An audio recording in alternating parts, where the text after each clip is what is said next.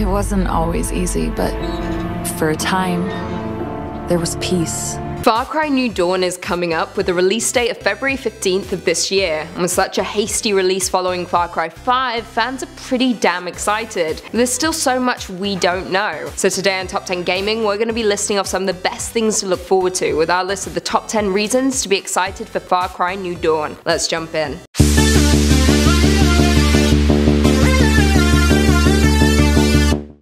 In at 10, the collapse. As we know, the end of Far Cry 5 resulted in the end of the world as we know it, yet we're never explicitly told who started the war, who fired first. However, throughout the game there are reports that hint to what took place. It indicates that there were major breakdowns between multiple world powers, Russia, North Korea and the United States. According to the reports, it seemed Moscow was the first to be hit, with millions of casualties. Following, Washington DC was evacuated and the president put into hiding. Not only that, but the reports also stated that the Montanas were unlikely targets. Boy did they get that wrong. It's going to be exciting to see what this collapse left behind. In at 9, the Super Bloom. Right off the bat, let's discuss how visually stunning New Dawn looks. It's a vibrant game with fluorescent shades of blue and pink. It's beautiful, but what's the reasoning behind the change? As we previously noted, the collapse was a global catastrophe, decimating every major city across the globe. After the fallout dissipated and the world settled after the nuclear winter, the long storms and shifting Earth resulted in a super bloom, an act which causes all of the bright overgrowth we see across the map. In at 8, Joseph Seed. I mean, of course, he was the big baddie in Far Cry 5, and as we know, he is back and badder than ever. Following the blast, Hope County is once again rebuilding, and out of the dust emerged Joseph Seed. As we know, he saw beauty in the destruction, a chance for the world to start anew. We can only assume he has built himself a new following after the blast, with hunters and gatherers determined to do his bidding and build a new Eden. In at 7, Rebuilding America. So while the Hope County survivalists hid in their well-stocked bunkers, a group of survivors were banding together in California in a lab dedicated to biofarming. Thomas Rush led the group and began the process of rehabilitating the West Coast, utilizing undamaged railways along the way, with a vision to restore the United States. So, will we run into this group or even Rush himself? Is he good or bad? We'll just have to play and find out. In at 6, Home Turf. A new addition to Far Cry is growing your home base. That's right, from the beginning you're given a sanctuary and a community called Prosperity. Along the way you'll be forced to pump resources into Prosperity in order to unlock new perks, including garage to craft vehicles, the healing garden for medication, and of course the explosives lab. Essentially the town could be described as a skill tree. Scavenge for resources, give them to your community, unlock rewards. It's simple. It's a nice new element that gives your killing spree a little more purpose. In at 5, Outposts. So things are a little different this time around regarding Outposts. Simply capturing one from the highwaymen isn't that simple, I'm afraid. You can claim the outpost, harvest resources to add your supplies, or you can liberate the outpost, raid it and leave it alone for the highwaymen to reclaim. However, if you do the latter, be forewarned, things will be much harder. The highwaymen will be stronger and the outpost will be harder to capture. In at 4, the map.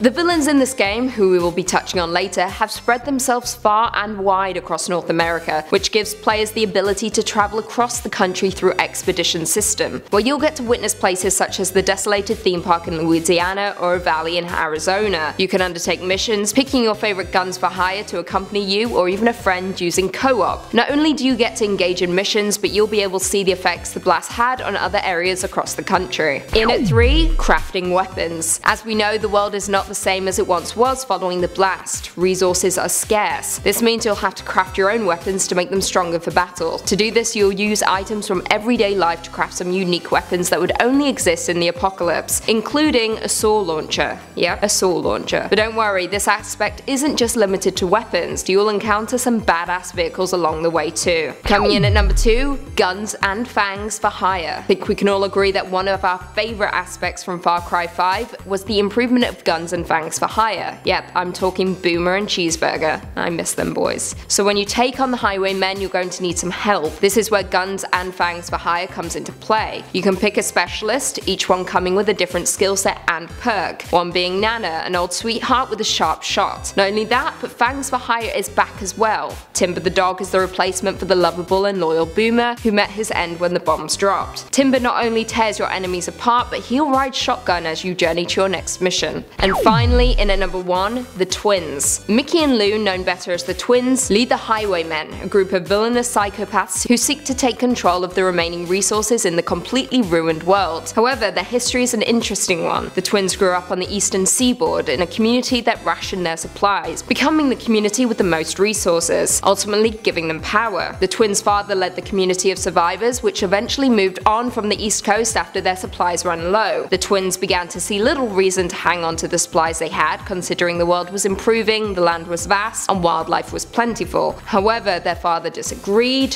which the twins didn't like, forcing them to kill him and take over the group, creating the Highwaymen. Now, according to Ubisoft, Mickey is the leader of the group, and Lou will stop at nothing to stay at the top of the food chain. The twins move across the country, taking all the supplies they can hold. Next up, Hope County. Well, there we have it. Do you agree with our list? Are you looking forward to New Dawn? Leave us all your thoughts and feelings in the comments down below, and perhaps we'll shout out a few in a future video. If you haven't already, be sure to give this video a big thumbs up, subscribe, and turn on notifications so you never miss another gaming vid. And until next time, see you later.